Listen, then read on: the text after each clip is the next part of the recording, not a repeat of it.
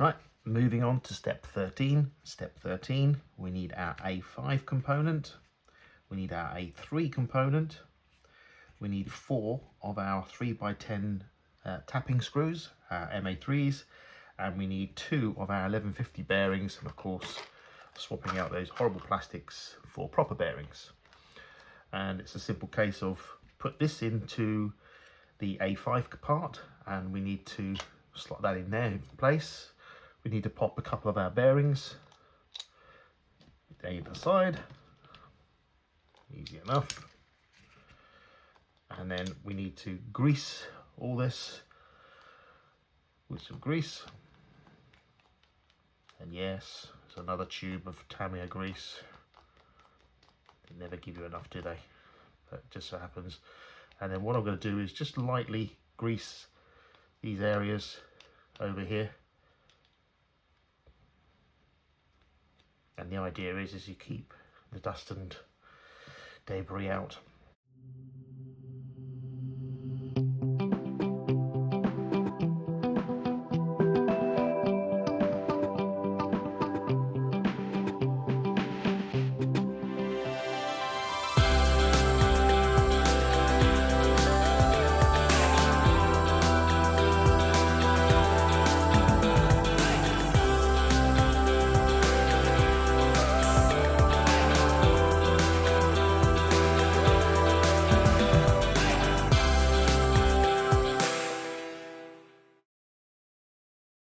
And then this top goes over the top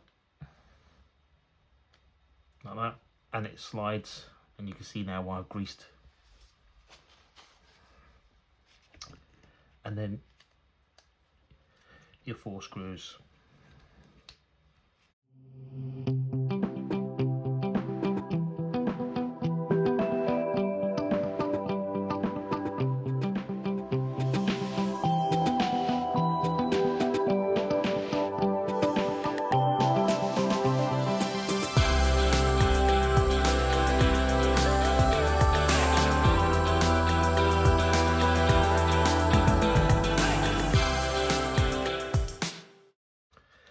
There we are.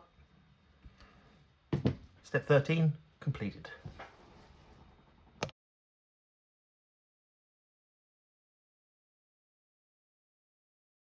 Okay, so we're on step 14, and step 14 is very similar to the second part of step 1, in which we make the counter gear and the propeller joint in the same way. So I've got all the components out here. Bearings, obviously changing proper bearings as opposed to these brass or plastic things. Also we've got our E-clip, which is 4mm E-clip. We've got this shaft, which is a 5 by 28mm shaft. We've got the MA24, which is the propeller joint, and you know you've got the right one because it's got like a fork. We've got our G2, which is our counter gear, our G1, which is our propeller joint gear.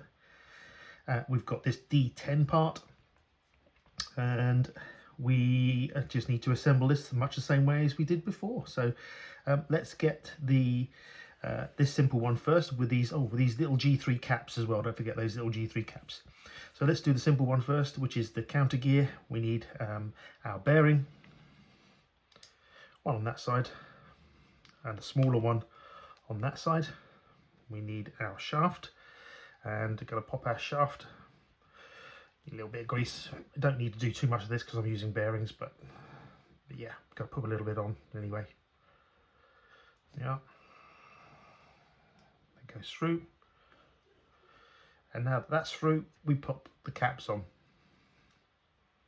So one on that side and one on that side. There you go. And we do this other one. Now the other one, we need to take our counter gear, and we need to put this counter gear in a point where the basically it's this side. So we need to pop here the little E-clip, which will, you get that the right way around, And as it's only one, what we can do is, and it's quite a big E-clip, we can pop this into position and give that a push on there, and there you go, and that's in place. Then again, it says about a bit of grease. Let's pop a little bit of grease on here because we're using bearings. Not too bad, probably don't need to worry too much about it. But yeah, there you go, a bit of grease on there. Take our propeller joint gear, and it can only go one way because there's a flat inside, so it goes in. And then again, we take our 850 bearing that goes on the end of this one, and then on here we pop the 1150 bearing first, and then we take our D10 part, and our D10 part will go over, and it's something like that. There we are. So that's now done. So that is step 14 completed.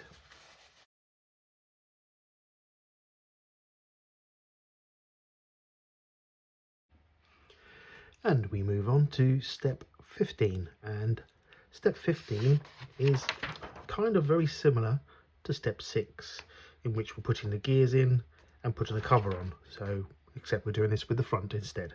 So similar fashion, we've got our 3 MA3s, which are the 3x10 self-tapping screws. We've got the cover, which is the A2 part, and we've got our gears that we made up in step 14, our counter gear and our propeller gear. And we just pop these into place. We've got to grease these up, so pop those into place here. So this one goes this side, and I'm going to turn that around like that just to spread some of the grease that's already on that big differential gear. And I will squeeze some more in there, of course.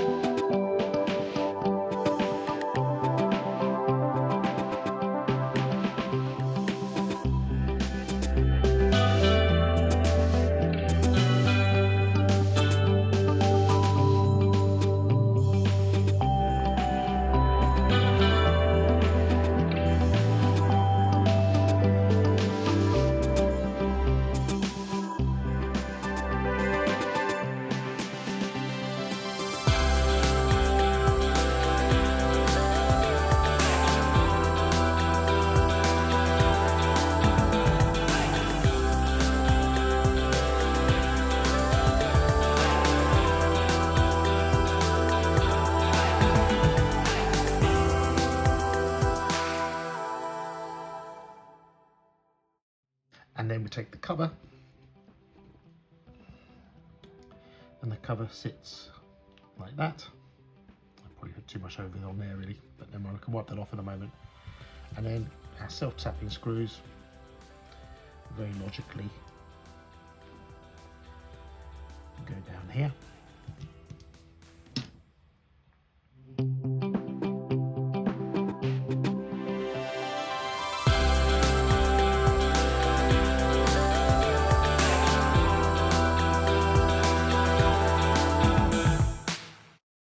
Okay, and that is step 15 completed.